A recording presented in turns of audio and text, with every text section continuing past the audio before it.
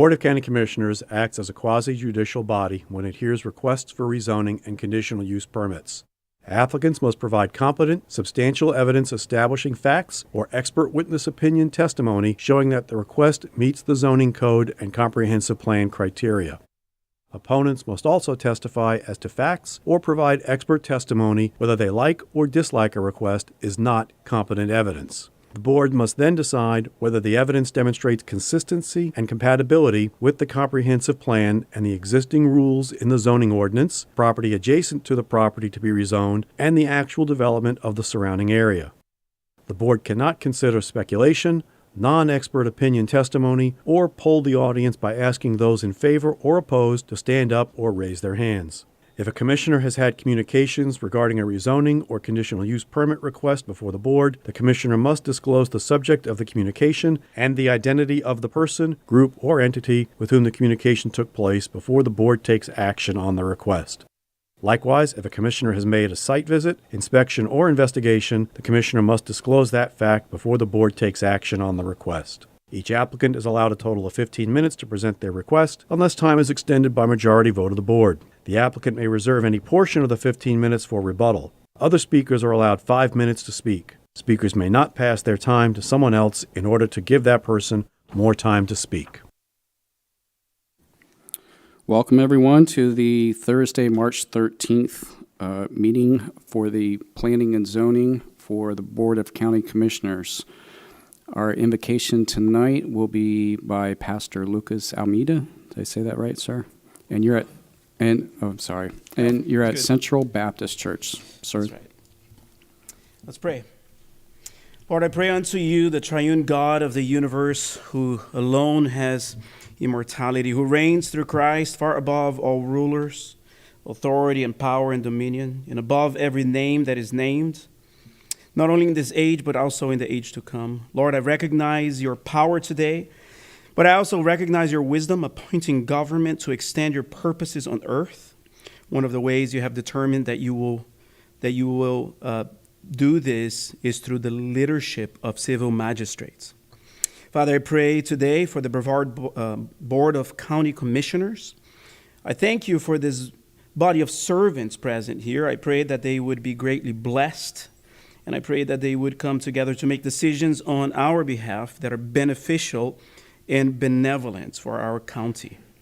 Lord, whether they fear you or not, you tell us that there is no authority in this earth that is given to man that does not first come from you. I pray that they may know this today. I pray that they would know the source of all power and the source of all life that is found under the Son, Jesus Christ, who, though he was in the form of God, did not count equality with God a thing to be grasped, but emptied himself by taking on the form of a servant. Being born in the likeness of man and being found in human form, he humbled himself by becoming obedient to the point of death, even death on the cross. Lord, your Son is the model of servant leadership. He is mighty and yet humble. He is Lord and yet obedient. He offers life through his own death, a cursed death on the cross, taking on the punishment not his own, but the punishment of the sins of all those who come to him in faith. And Father, through Jesus' death, death died. And when death dies, all things live.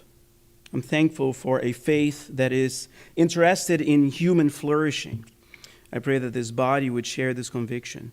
The upholding of human dignity, the sanctity of human life from the womb to tomb, the free exercise of religion, the care for the poor, the widows and orphans.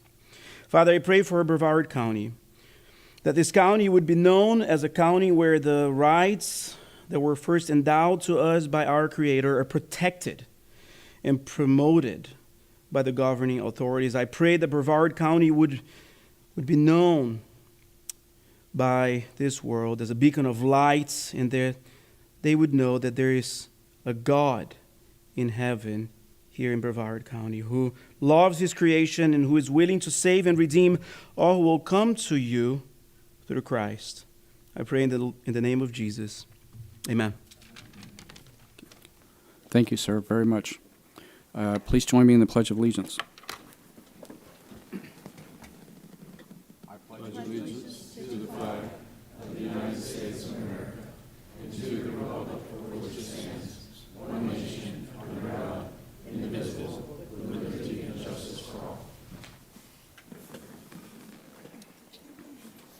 Okay, Commissioners, we do not have any minutes for approval. We don't have any resolutions or awards tonight. We do have a consent agenda. There's one item on the consent agenda. It's in my district. I'm fine with it. Any discussion on that? Is there a motion to approve the consent agenda? Move to approve. So we have a motion by Commissioner Delaney. Is there a second? Second. I have a second by Commissioner Atkinson. Clerk will call the roll. Commissioner Delaney, Yes.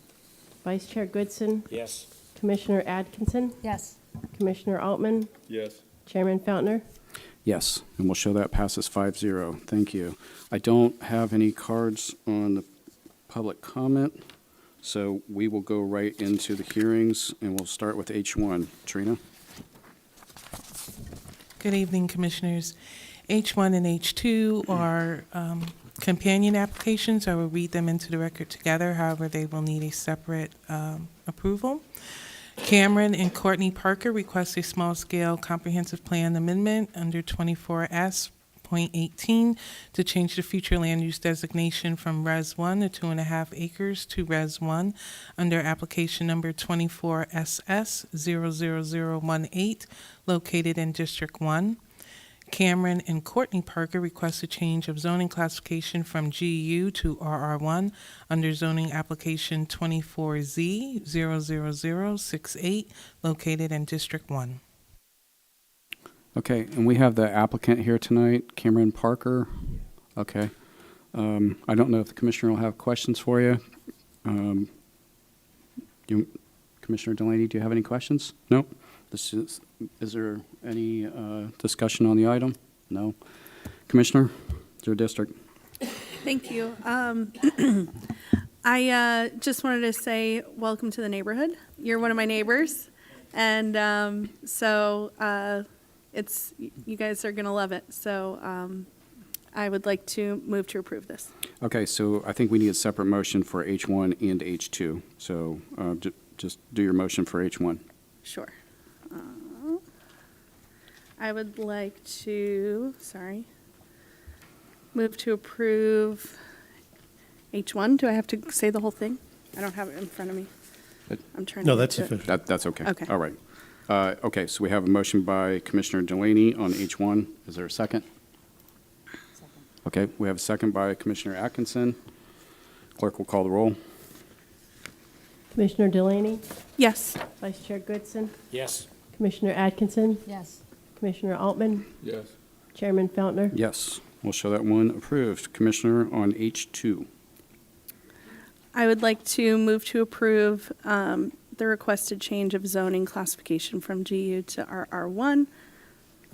Okay, we have a motion by Commissioner Delaney. Is there a second?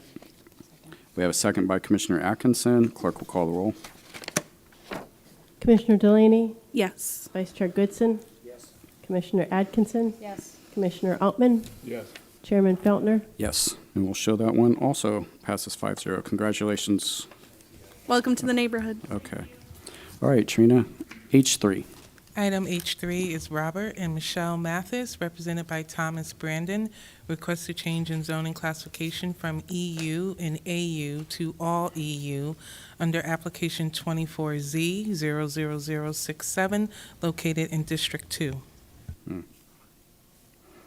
Okay, is the applicant here tonight? No. Commissioner Goodson. Yes, Yes, I'd sir. like to make a motion for approval. Okay. So we have a motion to approve on H3. Is there a second? Second. We have a second by Commissioner Atkinson. Clerk will call the roll. Commissioner Delaney, Yes. Vice Chair Goodson, Yes. Commissioner Atkinson, Yes. Commissioner Altman, Yes. Chairman Feltner. Yes, and we'll show that passes 5-0 also. We'll go to H4. H4, Invest Bright LLC, represented by Paulo Jimenez, request a change in zoning classification from RU-1-7 to RU-1-13 under application 24Z00061 located in District 5. Okay, we have the applicant here tonight, Miss Lisa Manion. Did I say it? That's for 5. Oh, I'm sorry. I don't think we had a card for 4. Apologize. You're the applicant? Commissioner, do you have questions for the applicant? I do not, and I'd like to recommend, make a motion for approval. Okay. Second. Okay, we have a motion by Commissioner Altman. We have a second by Commissioner Delaney. Clerk will call the roll. Commissioner Delaney, Yes. Vice Chair Goodson, Yes. Commissioner Atkinson, Yes. Commissioner Altman, Yes. Chairman Feltner. Yes. And we'll show that passes 5-0. Okay. H5.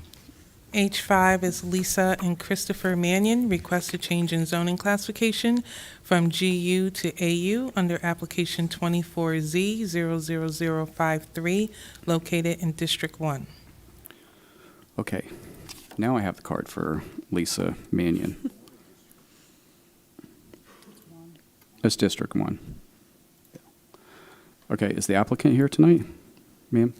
Commissioner, do you have questions for the applicant? I don't. No? Nope. Okay. It's your district. Would you like to make a Alright. motion? I'd like to make a motion to approve the request to change the zoning from GU to AU. Okay, we have a motion by Commissioner Delaney on H5. Is there a second? Is there a second? Second on that? Okay. Commissioner Atkinson, seconds. Clerk will call the roll. Commissioner Delaney, Yes. Vice Chair Goodson, Yes. Commissioner Atkinson, Yes. Commissioner Altman, Yes. Chairman Feltner. Yes, and we'll show that passes 5-0. Okay. Now we'll go to H6. Frank Mastroianni, represented by Jason Searl, requests a change in zoning classification from BU1 and RU-2-10 with a cap of 6 to RA-2-6 under application 24Z00069, located in District 2. Okay. Now, I do have two cards on this. The applicant, is the applicant here tonight? Jason? There. Okay. Commissioner, do you have questions for the applicant? Yes. Okay, sir. It's kind of a joint question between you and Billy. Reading this and understanding it the best I think I do is you're asking for 6 units per acre on 14 acres. Is that correct, sir? It is. Is that correct? You're asking for 6 units on 14 acres, correct?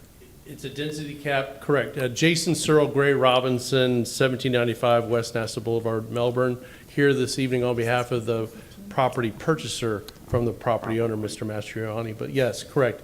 The rezoning will allow for a density of up to 6 dwelling units per acre. So that would be 84, 14 times 6, correct? 88, 88 is the number. Billy, is it true, just stay right there for a minute. Yes, sir. Billy, is it true that if this zoning would go into effect, it would complement or be the same as the one north or south? Is that correct? That is correct. This one to the south is capped at 6 units per acre. Okay. Yes. And then also, if they ever wanted to change it, they'd have to come back to planning and zoning and ask for a change, correct? If they wanted to change their zoning, yes. If they get this zoning, they'd have to come back. Yes. Okay, thank you so much, sir. Stay right there. Any other questions that you can? Are there any other questions for the applicant? We do have another card. Okay. All right, sir. Hang on just, or Happy to hang respond out. to any public comment. Okay, I'll all stay right. close. Thank you. Okay. Michael Grist? Gates. Gates? Okay. Trouble reading that one.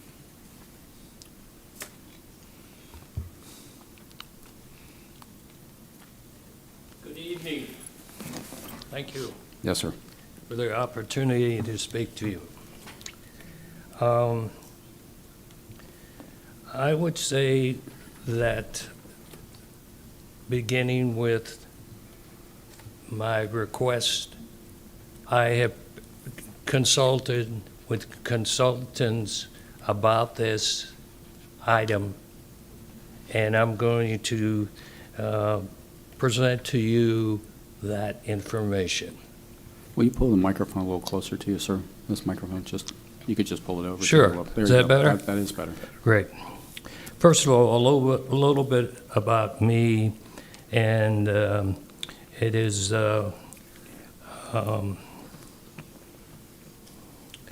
am the director of Visions 20, which owns 6.44 acres of land that is planned and permitted now.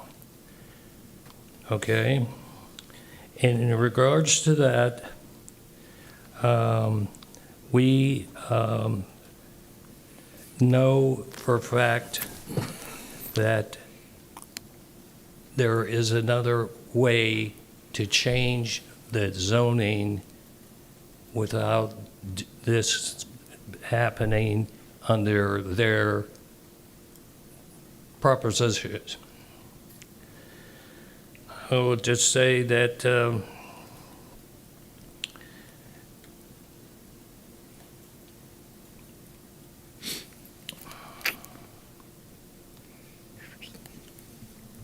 excuse me a minute. Oh, I need my readers. That's why I can't read. Oh, that's so much better. I'll go back to myself. I purchased this property in 1973. At that time, Mr. Lancaster was a property that's presented to you now.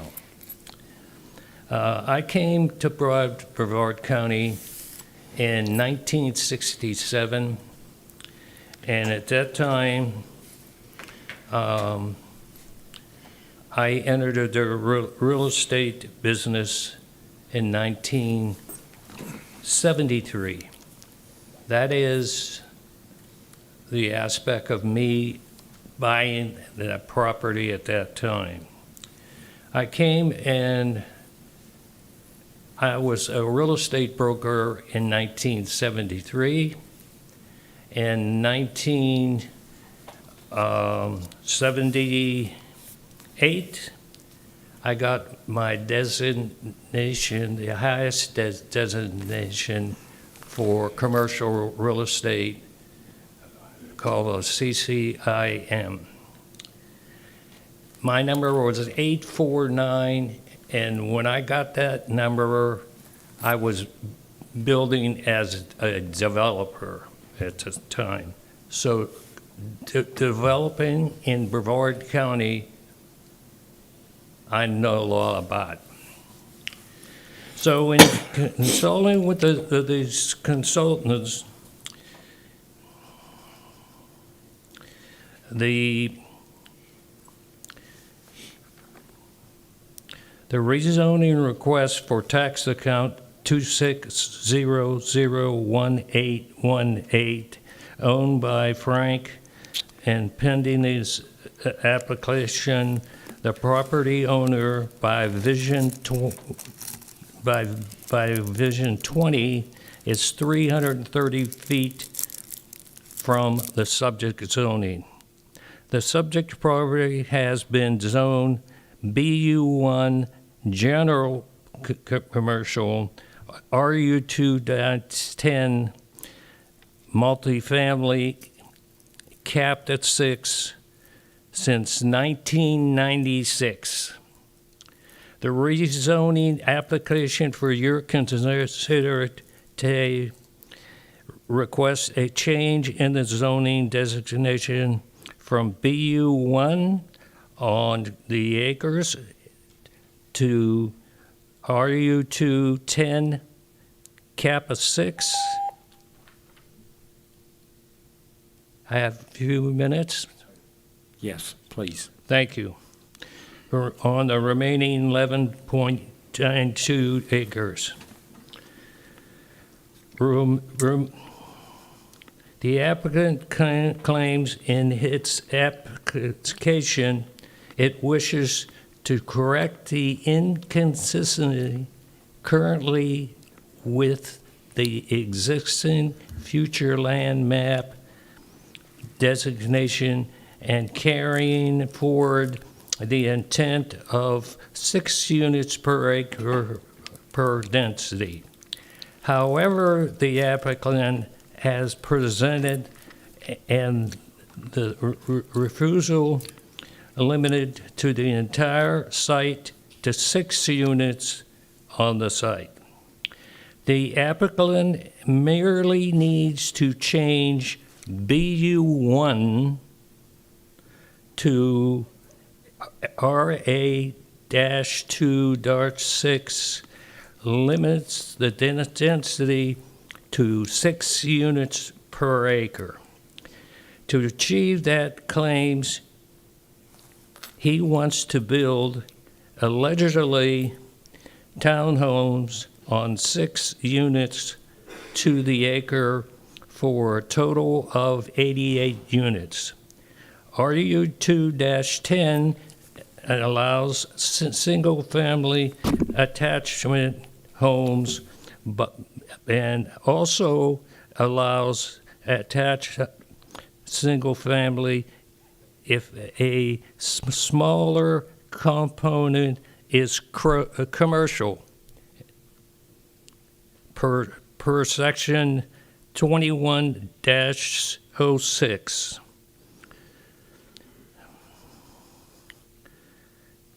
Truly, the inconsistent in the future land use of the entire 14.8 acre should be changed to RES1. The problem with the developer's statement, intent is to that he fails to mention flu policy 2.1 residential development is permissible in the commercial land and use designations of at density up to 1 category higher than the closest residential designated area on the future land use map, FLUME, which is one same side of the street where there are 2.88 acres that can still have 30 units per acre without a commercial use. Additionally, RES 15, it allows a 25% density bonus if the developer again attempts a PUD, which would now not be limited by the density cap of C to that acres. Along more 6 units to be incompatible. If the developer intends to build 157 single-family attached resident townhomes on 14.3 of land east of Highway 1, those extra 88 units are wholly inconsistent and incompatible with the surrounding area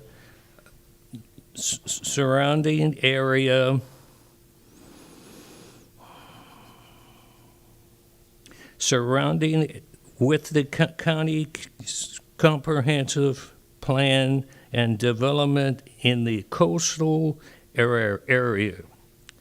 The property to the north and the south are high-value single-family residents.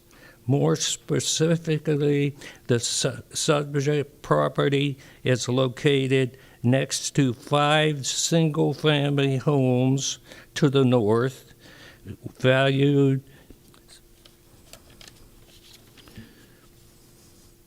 from $500,000 to $1,200,000. To the south, the Laguna condominiums are valued at anywhere from $500,000 to 890,000. I'd like to underscore this misleading nature of the developer's rezoning request. The request is removed the current zoning of BU1 and RU10 specifically with the intention, with the removal of the density cap of 6 per acre, removing this limitation of 6 units to the acre, but leaving RESIS future land use designation is clearly calculated to the intent to spread the density of 157 townhouses over the entire 14.8. Sir, you said some things there. Maybe we could let the applicant answer. Commissioner, do you have questions for Mr. Gates? Okay, let's let the commissioner. I think you need your mic, sir. This is more toward Michael. Okay, going back to you and again, Billy, you heard everything he said. And I heard you before say just 88 units. He's talking about 157. Is there any confusion in this whole thing? I believe there may be, Commissioner. 157 is the development potential today if it was developed under the Live Local Act with their current zoning. The proposed request actually brings the development potential, the maximum, to 88. You don't agree with that? I don't agree. Okay. I just say 2 minutes. They have not presented to the first rejection of P&Z in the commission and now at this P&Z it was 8-4, but the key two things to that is they wouldn't agree to take and have a site plan given, what's the word I'm looking for? I don't know, but why would they do a site plan that would show 88 units until they get the zoning? It's not like they're going to go out to tomorrow and start building because they're going to have to submit a site plan, correct, Billy? Yes, Commissioner. Okay, so they went from 157 to 88. And of course, they couldn't get 157, so they came back with a better proposal that would please the whole neighborhood. Aren't you happy with 88 units rather than 157? If they would tell us what they're going to build, how they're going to build it, and are they going to use... Wouldn't that come, Billy, after this zoning passes and they start developing site plans, then you have the opportunity then to kick it back, change it, yada this, yada that, correct? Correct. It would have to be in conformance with the code, yes. Okay. So, Mike, I don't understand why you're complaining. Maybe I'm missing the point. Well, in all my years here developing, right, I don't know who the buyer is. Is that important, though? You need to know? I would just say this. If he gets the okay at this level, he has the right to sell the property. He has the right to change anything he wants to change, and that's my thoughts. All right, you now, sir. Thank you, Mike. Thank you so much. Question. Chair, may I? Question. You've heard everything. You've heard county staff talk about, and I'm going to ask you, not that I would hold you to the fire, but your intent is 6 units per acre. Is that a fair statement? Affirmative. rezoning is purely done to develop residential on a commercial portion Correct. of the property and to do so in a uniform fashion.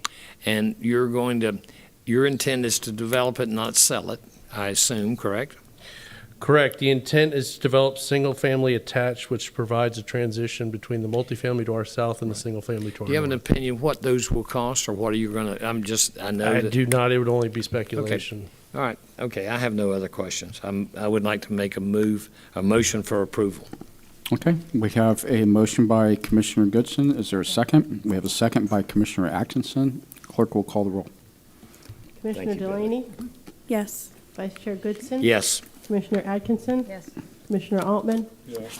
Chairman Feltner. Yes, and we'll show that passes 5-0. Thank you. Thank you. Okay, item H7. The Mohan Family Trust dated January 25th, 2023, requests a change in zoning classification from RU-1-11 to BU1-A under application 24Z00063, located in District 2. Is the applicant here today? Okay. Commissioner, do you have questions for the applicant? Yes. Okay. Ma'am, if you'd come up.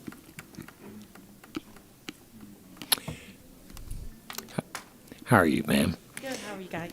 Question, could you tell me, as far as commercial retail, what are you planning on doing with it? A spa. A spa. Now, Yes. was that the first decision you had, or was that the last decision? Because you've talked about a lot of stuff, my understanding, from Myra, correct? Yes. It's always been a spa. Always been a spa. Now, can you tell me, Myra, how do they feel about this? The last time I heard from the last hearing, they disagree. I don't know, because of traffic. I don't understand That's that, it. because Yeah, I don't traffic's going to be understand there it anyway. Okay, and then you will, I guess you're going to have to, is it true she would submit some sort of overview plan to Myra? Is that a true statement? As part of the site planning process, Myra would review the site plan. Right. So you understand that, right? No, I don't. You don't. Merritt Island Redevelopment Agency, Myra, Mm-hmm. will be involved in your site plan approval. Okay, no Is problem. that okay? Yes. All right. All right. I move for approval. I have no other questions. Okay, we have a motion by Commissioner Goodson. We have a second by Commissioner Atkinson. Clerk will call the roll. Commissioner Delaney, Yes. Vice Chair Goodson. Yes? Commissioner Atkinson. Yes. Commissioner Altman. Yes. Chairman Feltner. Yes. Congratulations, ma'am. Thank you. We'll show that passes 5-0. Okay, item H8. Item H8, Villas at River Palms LLC, represented by Edward Fleis, requests a change in zoning classification from BU2 to RU-1-7 under application 23Z00067, located in District 2. Okay, I think we have the applicant here tonight, right? Edward, sir? Commissioner Goodson, do you have questions for the applicant? Yes, I'd like, Okay. yes. Sir, if you'd come up.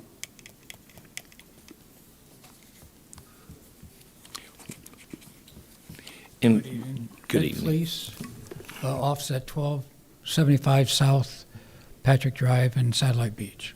And your purpose here is to commercial. You would like to put something in commercial, sir? Is that Well, correct? currently it's zoned commercial. Right. And you want to change it to RU-17, right? Correct. Okay. What do you intend to do with the property after that? Well, we're going to do kind of an upscale residential. Okay. Right now, it is platted with 11 lots, 11 parcels. Right. Under the current zoning, you can do residential, but it takes 60 feet wide, I believe, by minimum 100 feet. All right, thank you. Okay, I move for approval, Chair. Second. Okay, we have a motion by Commissioner Goodson. Thank We you. have a second by Commissioner Altman. Clerk will call the roll. Commissioner Delaney, Yes. Vice Chair Goodson. Yes. Commissioner Atkinson. Yes. Commissioner Altman. Yes. Chairman Feltner. Yes, we'll Thank show you. that passes Thank you very 5-0. much. Thank you very much. Aren't we Okay, very agreeable tonight? yes. We don't have any unfinished or new business. We don't have any cards on the K portion of the public comments.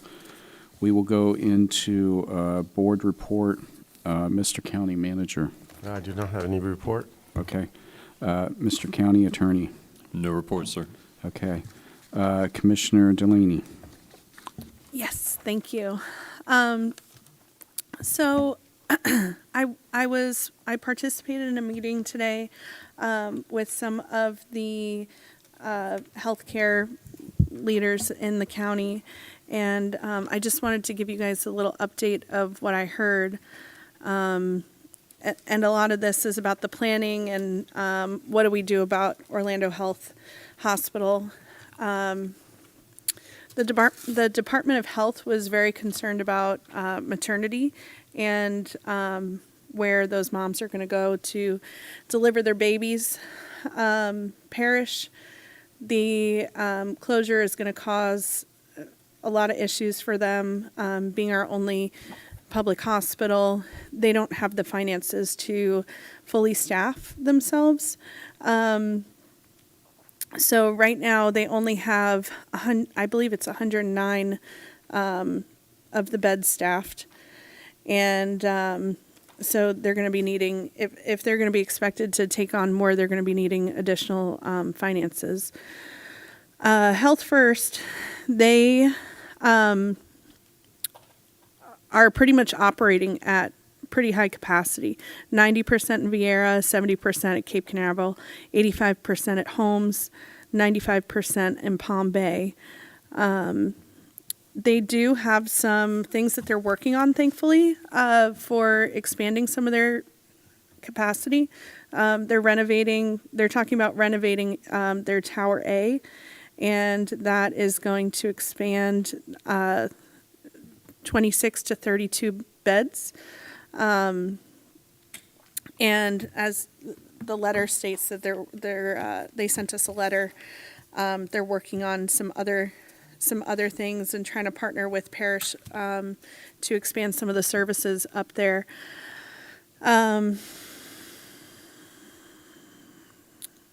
So Melbourne Melbourne Hospital, which is, from what I understand, Orlando Health, they are going to expand their stroke program.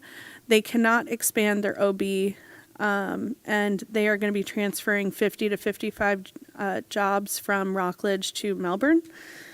So that's good. The Medfast urgent care mentioned that one of the issues that they were running into is that Brevard can't get reimbursed for transport. If we try to use them for a place for people to get treated. And then the person who came from Coastal, she was talking about how they're ready to step in to help with the transportation needs, that they have about 26 trucks, and that they are hiring staff, that's a good thing. One of the things that I'm hoping that we can work on, and all of us up here have a lot of different connections and resources and whatnot that we can rely on, and I'm hoping that I could rely on you all for help with me to access those people in our lives that we know, and that we can try to get to a good place with expanding the healthcare in North Brevard. Because I'm very concerned.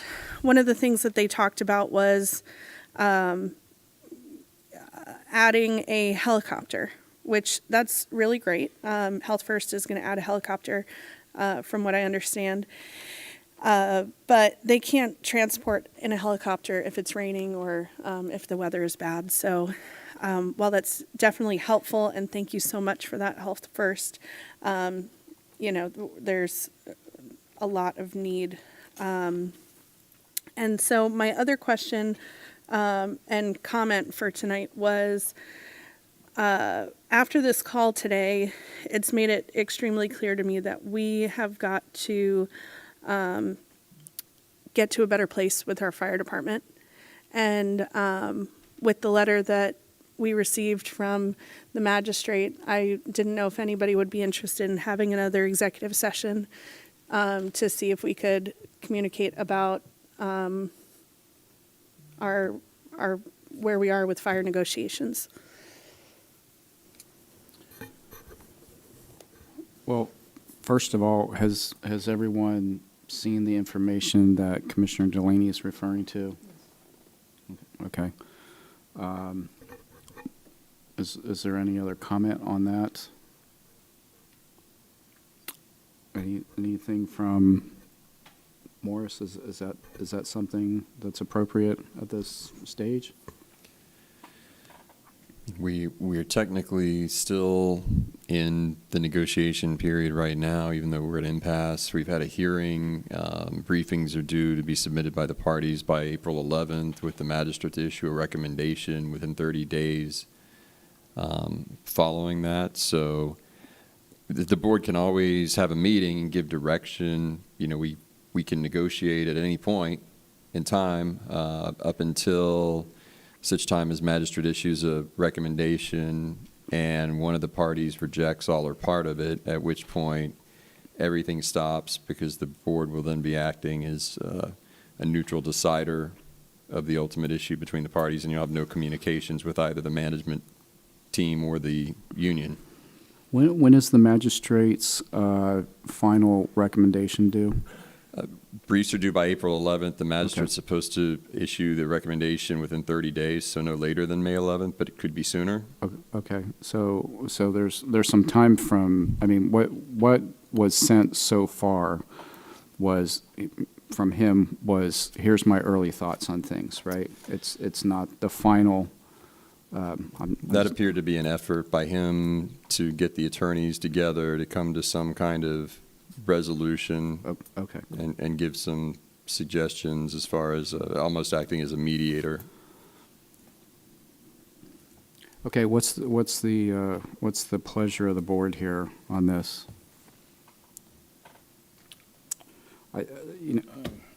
Commissioner Altman, sir. So I guess the choice we have is to try to go back in executive session in private and try to resolve the matter,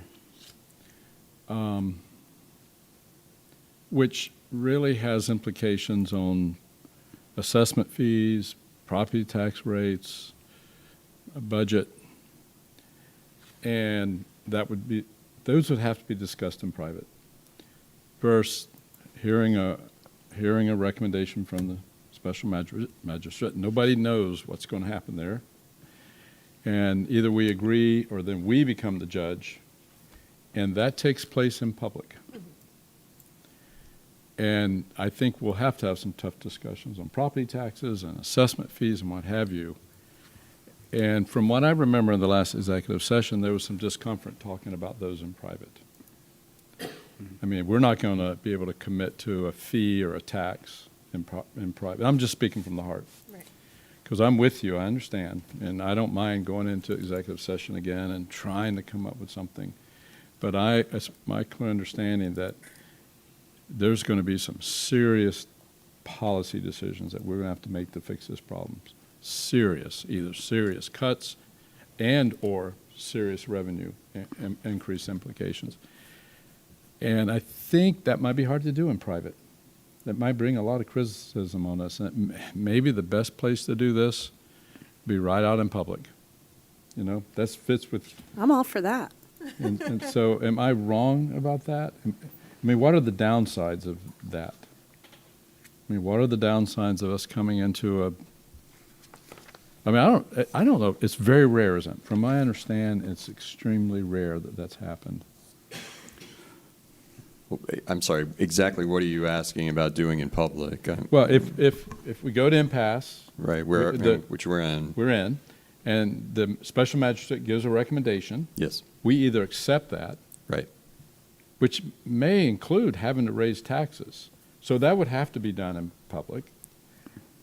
Or we arbitrate it as a policy body, quasi-judicial, and we try to build consensus here, and that has to be done in public.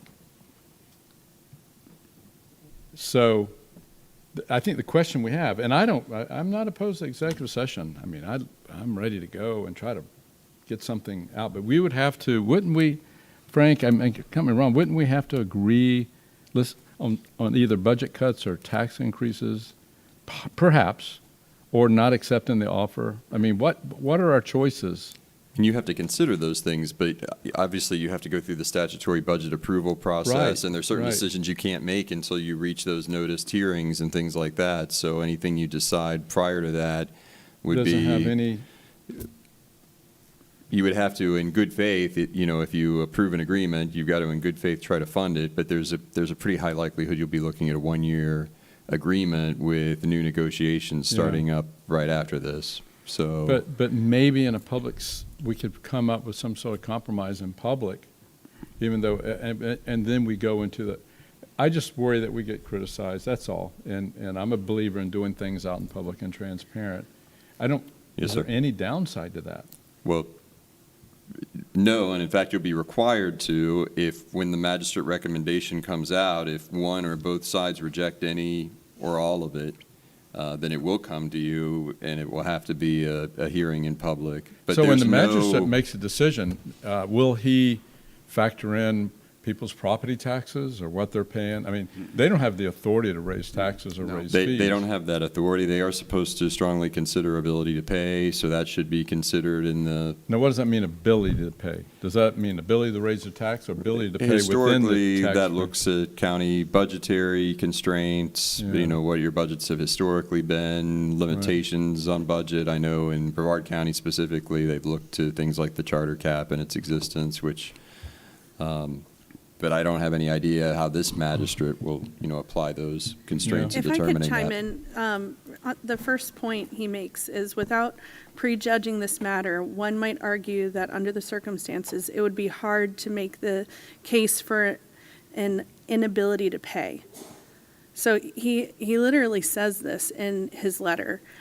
And my concern to waiting, which I'm all for doing this in public. I would do it in public right now if we could. I wanted to do a workshop where we, talked about the future of our fire department. But we have this new crisis now with this hospital closing.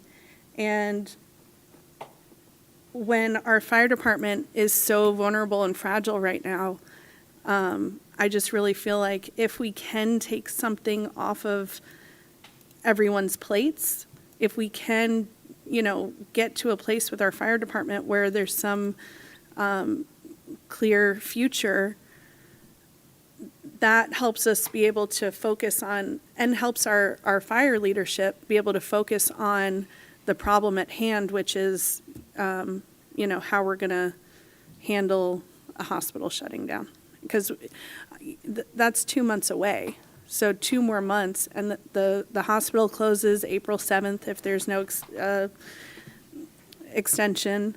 So that's the only reason why I brought it up, because I just feel like something's got to give. I'm just going to say quickly, I think I see Commissioner Altman's point that even in a closed-door meeting at this point, I mean, the elephant in the room is what are we talking about in terms of fire assessment fee and, the EMS millage and those sorts of things. Ultimately, we will have to decide those things in our budget hearings this summer. So that part of it, the behind the closed door meeting discussing taxes, I have to say I'm uncomfortable with that as well, because I think there's a purpose to Sunshine and having those meetings in the public. So I'm not sure what the end result of a closed door meeting on April 8th is what we're talking about after the commission meeting. Is that what you're suggesting? I was proposing having one as early as we could, even tomorrow or Monday. Pizza, we can start right now. Right, exactly. Oh, okay.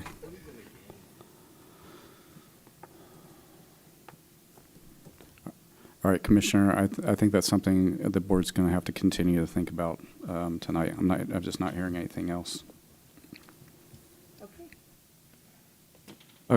Okay. On the rest of board report for tonight, Commissioner Goodson. None. Commissioner Atkinson. Just very quickly, earlier today, I thanked the TPO board for supporting the letter that I wrote to FDOT regarding the South Beach issue, and I wanted to do the same for us up here. Thank you very much. I had a super productive conversation with Secretary Tyler and Representative Soroy. Secretary Tyler was very willing to hear our concerns and even said he would, come back down south and sit down with the residents again. So I just want to thank us for your support. Appreciate that. Commissioner Altman.